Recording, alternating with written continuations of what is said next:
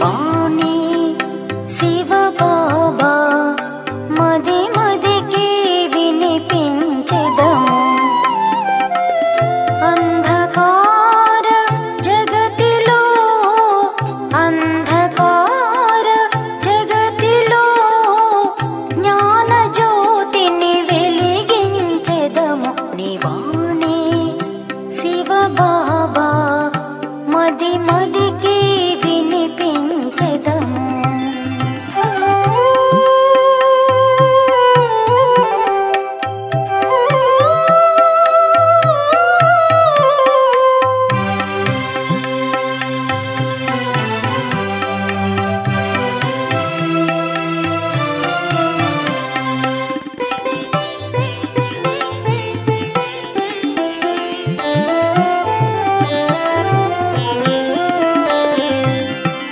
మానవ చరితం మహిమాన్వితము, మానవుడౌగా దైవ సమానం.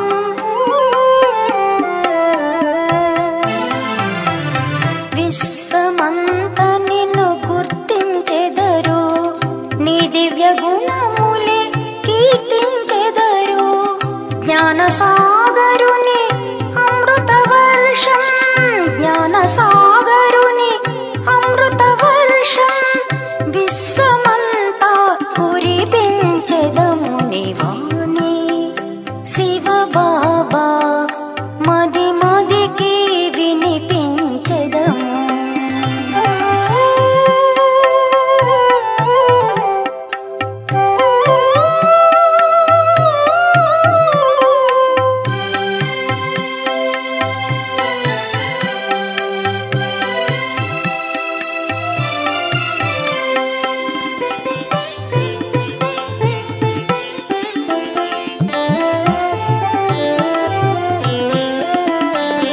నీ వాక్కున పారే జ్ఞానధార సర్వజనులకు శుభకరము.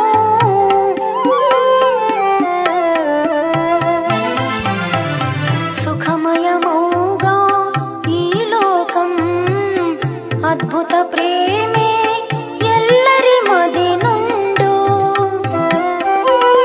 మదిలో నిన్నే తలచినంతనే, మదిలో నిన్నే తలచినంతనే జన్మ జన్మల కర్మ భారము నశించు. నీ వాణి శివ బాబా మది మదికి వినిపించెదము. నీ వాణి శివ బాబా మది మదికి వినిపించెదము. అంధకార జగతిలో అంధకార జగతిలో జ్ఞాన జ్యోతిని వెలిగించెదము. నీ వాణి శివ బాబా మది మదికి వినిపించెదము. మది మదికి వినిపించెదము. మది మదికి వినిపించెదము.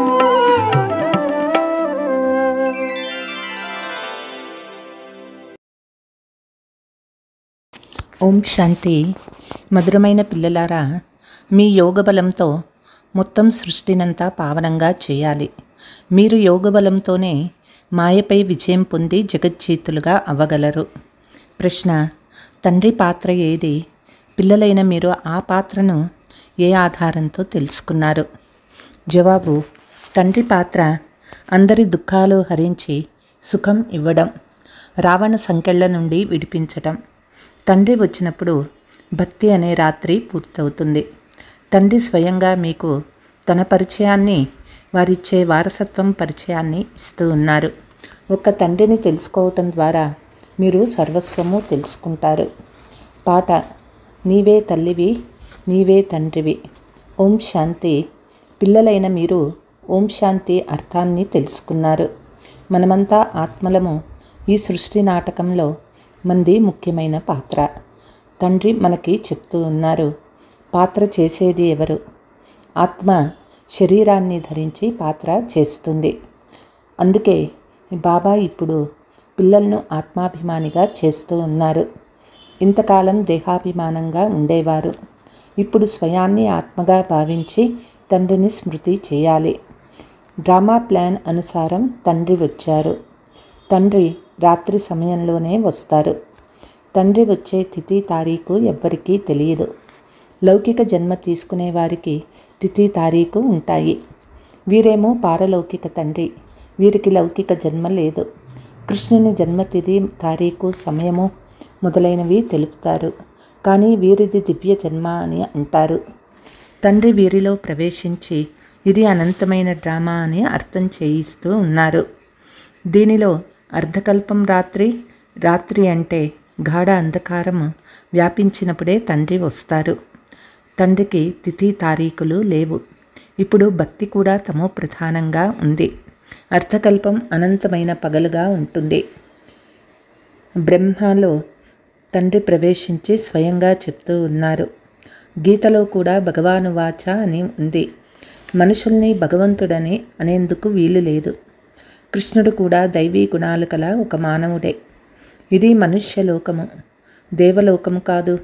బ్రహ్మ దేవతాయ నమః అని పాడతారు. బ్రహ్మ సూక్ష్మవతన్ వాసి, అక్కడ ఎముకలు మాంసము ఉండవని పిల్లలకి తెలుసు.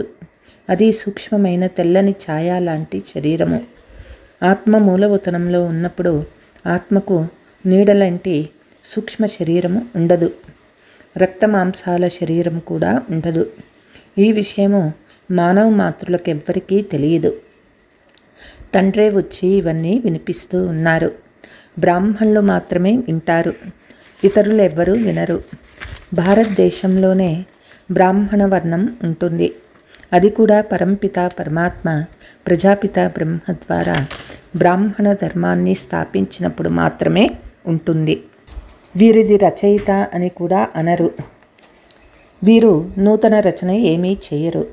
కేవలం పాత వాటిని నూతనంగా చేస్తారు. ఓ బాబా, పతిత ప్రపంచంలోకి వచ్చి మమ్మల్ని పావనంగా చేయండి అని కూడా నన్ను పిలుస్తారు. ఇప్పుడు వారు మిమ్మల్ని పావనంగా చేస్తూ ఉన్నారు. మీరు మళ్ళీ యోగ బలంతో ఈ సృష్టిని పావనంగా తయారు చేస్తూ ఉన్నారు. మాయపై విజయం పొంది జగజ్జీతులుగా అవుతారు. యోగ బలంను సైలెన్స్ బలము అని కూడా అంటారు. ఋషులు, మునులు మొదలైన వారంతా శాంతి కావాలని కోరుకుంటారు. కానీ వారికి శాంతికి అర్థమే తెలియదు. ఇక్కడ తప్పకుండా పాత్రను అభినయించే తీరాలి కదా. శాంతిధామం అంటే మధురమైన నిశ్శబ్దంగా ఉన్న ఇల్లు. మన ఇల్లు శాంతిధామమని ఆత్మలైన మీకిప్పుడు తెలుసు. పాత్ర చేసేందుకు మనం ఇక్కడికి వచ్చాము. ఓ పతిత పావన, దుఃఖహర్త, సుఖకర్త, మీరు వచ్చి రావణ సంకెళ్ళ నుండి విడిపించండి అని తండ్రిని పిలుస్తారు. భక్తి అనేది రాత్రి, జ్ఞానం అనేది పగలు. రాత్రి నశిస్తుంది, మళ్ళీ జ్ఞానం ఉదయిస్తుంది. ఇది సుఖదుఖాల ఆట. మొదట మనము స్వర్గంలో ఉండేవాళ్ళము. తర్వాత కిందకి దిగుతూ దిగుతూ నరకంలో పడిపోయామని మీకు తెలుసు. కలియుగం ఎప్పుడు సమాప్తమవుతుందో, మళ్ళీ సత్యయుగం ఎప్పుడు ప్రారంభమవుతుందో ఎవ్వరికీ తెలియదు. మీరు తండ్రిని తెలుసుకున్నందున ఆ తండ్రి ద్వారా అంతా తెలుసుకున్నారు. మనుషులు భగవంతుణ్ణి వెతికేందుకు ఎన్నో దెబ్బలు తింటారు. వారికి తండ్రి గురించి ఏమాత్రమూ తెలియదు. ఆ తండ్రే వచ్చి తన పరిచయాన్ని, వారిచ్చే వారసత్వ పరిచయాన్ని ఇచ్చినప్పుడు మాత్రమే తెలుసుకుంటారు. వారసత్వం తండ్రి ద్వారా మాత్రమే లభిస్తుంది, తల్లి నుండి లభించదు. ఇతన్ని తల్లి అని కూడా అంటారు. ఇతని ద్వారా వారసత్వం లభించదు. ఇతన్ని స్మృతి చేయరాదు.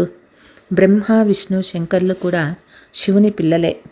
ఈ విషయం కూడా ఎవ్వరికీ తెలియదు. ఈ అనంత సృష్టికి రచయిత ఒక్క తండ్రి మాత్రమే. మిగిలిన వారంతా వారి రచన లేక పరిమిత రచయితలు. ఇప్పుడు పిల్లలు మీకు తండ్రి చెప్తూ ఉన్నారు, నన్ను స్మృతి చేస్తే మీ వికర్మలు వినాశమవుతాయి. మానవులు తండ్రిని తెలుసుకోలేకపోతూ ఉన్నారు. అందుకే ఎవరిని స్మృతి చేస్తారు? తండ్రి అంటూ ఉన్నారు, ఎంత దిక్కులేని అనాథులుగా అయిపోయారు. ఇది కూడా డ్రామాలో నిశ్చయింపబడే ఉంది. భక్తి జ్ఞానము రెంటిలోనూ శ్రేష్టమైన కర్మ దానం చేయడం.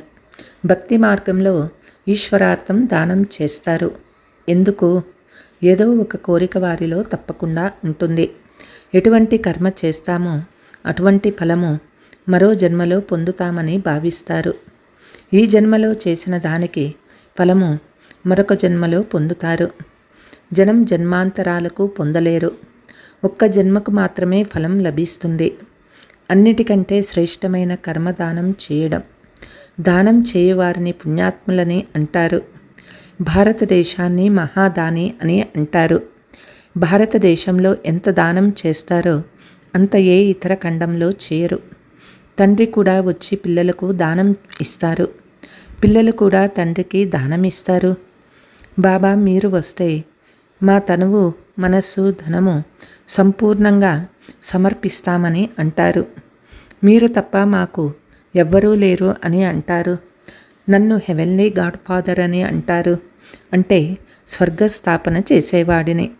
నేనొచ్చి మిమ్మల్ని స్వర్గానికి చక్రవర్తులుగా చేస్తాను. పిల్లలు నా కొరకు సర్వము సమర్పణ చేస్తారు. బాబా సర్వస్వం మీదే అని అంటారు. వారిది భక్తిలోని అల్పకాలిక సుఖము. భక్తి మార్గంలో మీరు నాకు పరోక్షంగా దానం చేశారు. దాని ఫలం మీకు తప్పకుండా లభిస్తుంది. ఇప్పుడు నేను మీకు కర్మ, అకర్మ, వికర్మల రహస్యాన్ని అర్థం చేయిస్తున్నారు. భక్తి మార్గంలో మీకు తప్ప ఇతరులు ఎవరికీ ఈ విషయాలు తెలియవు. తండ్రే స్వయంగా వచ్చి కర్మల గతిని అర్థం చేయిస్తున్నారు. సత్యయుగంలో చెడు కర్మలేవి చేయరు. అక్కడ సదా సుఖమే సుఖము ఉంటుంది. సుఖధామమును, స్వర్గాన్ని కూడా స్మృతి చేస్తారు. ఇప్పుడు నరకంలో కూర్చొని ఉన్నారు. అయినా ఫలానా వారు స్వర్గస్థులయ్యారని అంటారు. ఆత్మకు స్వర్గం ఎంతో బాగుంటుంది. ఫలానా వారు స్వర్గస్థులయ్యారని ఆత్మనే అంటుంది కదా. కానీ తమో ప్రధానమైన కారణంగా వారికి స్వర్గమేదో నరకమేదో ఏమాత్రమూ తెలియదు. మీరంతా ఎంత తమో ప్రధానంగా అయ్యారని తండ్రి చెప్తూ ఉన్నారు. డ్రామాను గురించి వారికి తెలియనే తెలియదు. సృష్టి చక్రం తిరుగుతూ ఉంటుందని అంటారు. కావున ఉన్నది ఉన్నట్లుగానే మళ్ళీ మళ్ళీ తిరుగుతుంది కదా. వారు కేవలం చక్రం తిరుగుతుందనే మాటకు అంటారు. ఇప్పుడు ఇది సంగమయుగము. సంగమయుగానికి మాత్రమే మహిమ ఉంది. అర్ధకల్పం దేవతారాధ్యం కొనసాగుతూ ఉంటుంది. తర్వాత ఆ రాధ్యం ఏమవుతుంది? ఎవరు గెలుచుకుంటారు? ఈ విషయాలు ఎవ్వరికీ తెలియదు. రావణుడు గెలుచుకుంటాడని తండ్రి చెప్తూ ఉన్నారు. వారేమో దేవతలు రాక్షసుల మధ్య యుద్ధం జరిగిందని చూపిస్తారు. ఇప్పుడు తండ్రి అర్థం చేయిస్తూ ఉన్నారు. పంచవికారాల రూపీ రావణునితో ఓడిపోతారు. మళ్ళీ రావణునిపై విజయం కూడా పొందుతారు. మీరే పూజ్యులుగా ఉండేవారు మళ్ళీ మీరే పతితులుగా అవుతారు. అంటే రావణునితో ఓడిపోతారు కదా. రావణుడు మీ శత్రువైన కారణంగా మీరు సదా రావణుణ్ణి తగలబెడుతూ వచ్చారు. కానీ అప్పుడు రావణు ద్వారానే మీరు పతితులయ్యారని తెలియదు. ఇప్పుడు తండ్రి అర్థం చేయిస్తూ ఉన్నారు. ఈ వికారాలనే మాయ అని అంటారు. ఈ రావణుడు అందరికంటే పాత శత్రువు. ఇప్పుడు శ్రీమతం ద్వారా పంచవికారాలపై విజయం పొందుతారు. విజయం కలిగించేందుకు ఆ తండ్రే స్వయంగా వచ్చారు. ఇది డ్రామా కదా. మాయను జయిస్తే విజయులుగా అవుతారు. మాయతో ఓడిపోతే పరాజితులవుతారు. విజయం ఇప్పించేది ఒక్క తండ్రి మాత్రమే. అందుకే వారిని సర్వశక్తివంతుడని అంటారు. రావణ్ కూడా తక్కువ శక్తివంతుడేమీ కాదు. అయితే దుఃఖం ఇస్తాడు కనుక మహిమ లేదు. రావణుడు చాలా శక్తివంతుడు. మీ రాధ్యాన్ని అంతా లాక్కుంటాడు. మనం ఎలా ఓడిపోతామో మళ్ళీ ఎలా గెలుస్తామో ఇప్పుడు మీరు అర్థం చేసుకున్నారు. శాంతి కావాలని ఆత్మ కోరుకుంటుంది. తన ఇంటికి పోవాలని భావిస్తుంది. భక్తులు భగవంతుని స్మృతి చేస్తారు. కానీ రాతి బుద్ధిగా ఉన్నందున అర్థం చేసుకోరు.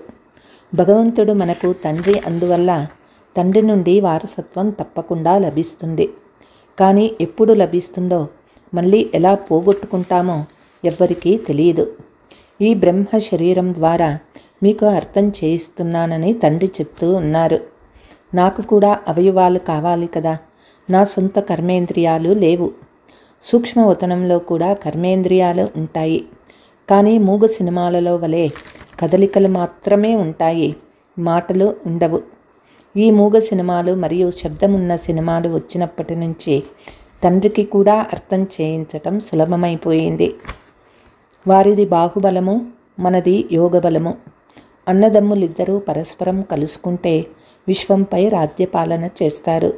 కానీ ఇప్పుడు ఇరువురి మధ్య గొడవలే ఉన్నాయి. పిల్లలు, మీకు సైలెన్స్ యొక్క శుద్ధమైన అహంకారం ఉండాలి. మన్మనాభవ ఆధారంతో సైలెన్స్ ద్వారా మీరు జగజ్జీతుగా అవుతారు. వారిది విజ్ఞాన గర్వము, సైలెన్స్ గర్వము. మీరు స్వయాన్ని ఆత్మగా భావించి తండ్రిని స్మృతి చేస్తారు. స్మృతి ద్వారా మీరు సతో ప్రధానంగా అవుతారు. బాబా చాలా సులభమైన ఉపాయాలు తెలుపుతున్నారు. పిల్లలు, మనకు మళ్ళీ స్వర్గ వారసత్వం ఇచ్చేందుకు శివబాబా వచ్చారని మీకు తెలుసు. కలియుగంలోని కర్మబంధనాలని మర్చిపోమ్మని తండ్రి చెప్తూ ఉన్నారు. పంచవికారాలను కూడా నాకు దానంగా ఇచ్చేయండి. మీరు ఇంతవరకు నాది నాది అనుకుంటున్న వచ్చిన దానినంతా నా పతి, నా వారు మొదలైన వాటినన్నింటినీ మర్చిపోండి. అందరినీ చూస్తూ ఉన్న వారిపై మమకారాన్ని త్యాగం చేయండి. ఈ విషయాలను పిల్లలకు మాత్రమే అర్థం చేయిస్తాను. తండ్రిని గురించి తెలియని వారికి ఈ భాష కూడా అర్థం కాదు. తండ్రి వచ్చి మనుషుల నుండి దేవతలుగా చేస్తూ ఉన్నారు. దేవతలు సత్యయుగంలో ఉంటారు, కలియుగంలో మనుష్యులు ఉంటారు. ఇప్పటి వరకు వారి గుర్తులు అంటే వారి చిత్రాలు కూడా ఉన్నాయి. నన్ను పతిత పావనుడని అంటారు. నేను ఇప్పుడు పతితునిగా అయ్యాను. నేను ఎప్పుడు పతితునిగా అవ్వను. మేము పావనంగా ఉండి కిందకి దిగజారు పతితులుగా అయ్యామని ఇప్పుడు మీరు వచ్చి పావనంగా తయారు చేయండి అని అడుగుతారు. మేము ఇంటికి వెళ్ళాలని మీరంటారు. ఇది ఆధ్యాత్మిక జ్ఞానము, అవినాశి జ్ఞాన రత్నాలు కదా. ఇది నూతన జ్ఞానము. ఇప్పుడు మీకు ఈ జ్ఞానాన్ని వినిపిస్తున్నాను. రచయిత ఆది మధ్యాంతాల రహస్యాన్ని తెలుపుతూ ఉన్నాను. ఇప్పుడు ఇది పాత ప్రపంచము. ఇందులో ఉన్న మీ బంధుమిత్రులు మొదలైన వారందరినీ దేహసహితంగా మరిచి అందరిపై మమకారాన్ని తొలగించండి. ఇప్పుడు పిల్లలు, మీరు మీ సర్వస్వాన్ని తండ్రికి అప్పగిస్తున్నారు. తండ్రి 21 జన్మలకు స్వర్గంలో చక్రవర్తి పదవిని ఇచ్చేందుకు మీకు అప్పగిస్తూ ఉన్నారు. ఇచ్చి పుచ్చుకుంటారు కదా. తండ్రి మీకు 21 జన్మల రాజ్యభాగ్యాన్ని ఇస్తారు. 21 జన్మలు 21 తరాలు అనే గాయనం ఉంది కదా. అంటే 21 సంపూర్ణ జీవితాలు గడిచిపోతాయి. మధ్యలో ఎప్పుడూ శరీరాన్ని వదలరు. అకాల మృత్యు ఉండదు. మీరు అమరులుగా అయి అమరపురానికి అధికారులుగా అవుతారు. మిమ్మల్ని ఎప్పుడూ మృత్యు కబలించదు. ఇప్పుడు మీరు మరణించేందుకు పురుషార్థం చేస్తారు. దేహ సహితము దేహ సర్వ సంబంధాలను వదిలి ఒక్క తండ్రితోనే సంబంధం జోడించాలి. ఇప్పుడు సర్వ సుఖాలనిచ్చే సంబంధంలోకి వెళ్ళాలి. దుఃఖ సంబంధాలను మర్చిపోతూ ఉంటాము. గృహస్థ వ్యవహారంలో ఉంటూ పవిత్రంగా అవ్వాలి. తండ్రి చెప్తూ ఉన్నారు, నన్నొక్కరినే స్మృతి చేయండి. స్మృతితో పాటు దైవీ గుణాలు కూడా ధారణ చేయండి. ఈ దేవతల వలె తయారవ్వాలి. ఇది మీ లక్ష్యము. ఈ లక్ష్మీనారాయణులు స్వర్గానికి అధికారులుగా ఉండేవారు. వీరు రాజ్యాన్ని ఎలా పొందారు, ఆ తర్వాత ఎక్కడకు వెళ్ళారు ఎవరికీ తెలియదు. ఇప్పుడు పిల్లలు, మీరు దైవీ గుణాలను ధారణ చేయాలి. ఎవరికీ దుఃఖము ఇవ్వరాదు. తండ్రి దుఃఖహర్త, సుఖకర్త. కాబట్టి మీరు కూడా అందరికీ సుఖమిచ్చే మార్గాన్ని చూపించాలి. అంటే అందులకు చేతికర్రగా అవ్వాలి. ఇప్పుడు మీకు బాబా మూడవ నేత్రము అంటే జ్ఞాన నేత్రాన్ని ఇచ్చారు. తండ్రి ఎలా పాత్రను అభినయిస్తారో మీకు తెలుసు. ఇప్పుడు తండ్రి మీకు నేర్పించే చదువు అదృశ్యం అయిపోయింది. దేవతలకు ఈ జ్ఞానం ఉండదు. బ్రహ్మముఖ వంశావళి బ్రాహ్మణులైన మీరు రచయిత రచన జ్ఞానాన్ని తెలుసుకున్నారు. ఇతరులకు ఎవ్వరికీ తెలియదు. ఈ లక్ష్మీనారాయణులు మొదలైన వారిలో ఈ జ్ఞానం ఉంటే పరంపరగా వచ్చేది. అక్కడ జ్ఞానం అవసరమే ఉండదు. ఎందుకంటే అక్కడ ఉండేదే సద్గతి. ఇప్పుడు మీరు మీకున్నదంతా తండ్రికి దానంగా ఇస్తారు. తండ్రి మీకు మళ్ళీ 21 జన్మలకు సర్వస్వం ఇచ్చేస్తారు. ఇటువంటి దానము ఎప్పుడూ ఎవ్వరూ చేయరు. మనం సర్వస్వము ఇస్తామని మీకు తెలుసు. బాబా ఇదంతా మీదే, మీరే మా సర్వస్వము, త్వమేవ మాతాస్య పిత అని అంటారు. బాబా పాత్రను అభినయిస్తారు కదా. పిల్లలను దత్తత కూడా తీసుకుంటారు. వారిని వారే స్వయంగా చదివిస్తారు. వారే స్వయంగా గురువై అందరినీ తీసుకువెళ్తారు. నన్ను స్మృతి చేస్తే పావనంగా అవుతారని అంటారు. పావనమైన తర్వాత నా వెంట తీసుకువెళ్తాను. ఇది రచించబడిన యజ్ఞము. ఇది శివ జ్ఞాన యజ్ఞము. ఇందులో మీరు తనువు, మనస్సు, ధనము సర్వము స్వాహా చేసేస్తారు. సంతోషంగా సర్వము సమర్పణమైపోతుంది. ఆత్మ మాత్రమే మిగిలిపోతుంది. బాబా ఇప్పుడు మీ శ్రీమతాన్నే అనుసరిస్తామని పిల్లలు అంటారు.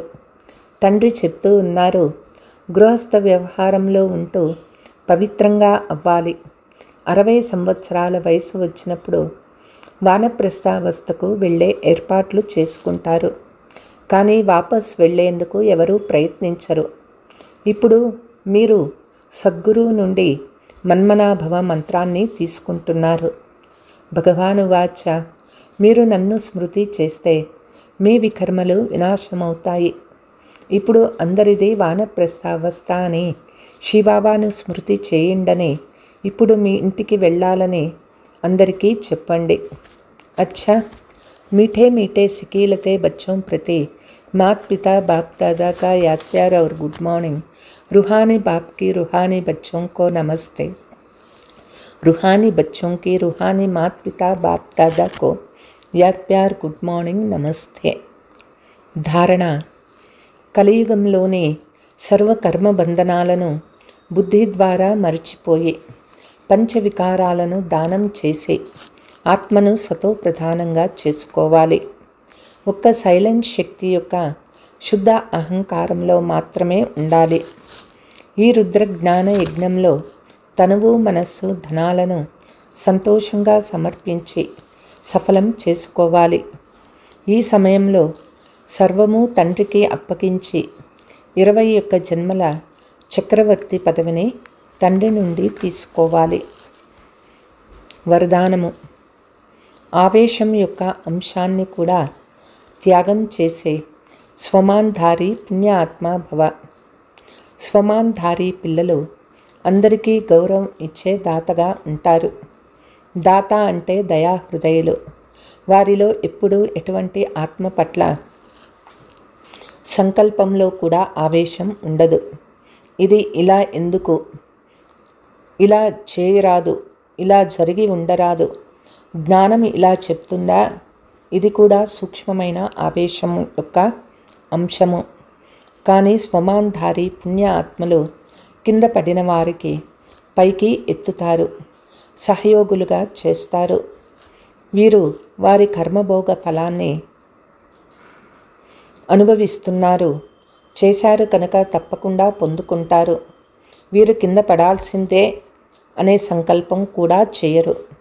ఇటువంటి సంకల్పాలు పిల్లలు మీకు రాకూడదు. స్లోగన్: సంతుష్టత మరియు ప్రసన్నతల విశేషతయే ఎగిరే కళను అనుభవం చేయిస్తుంది. అచ్చా. ఓం శాంతి.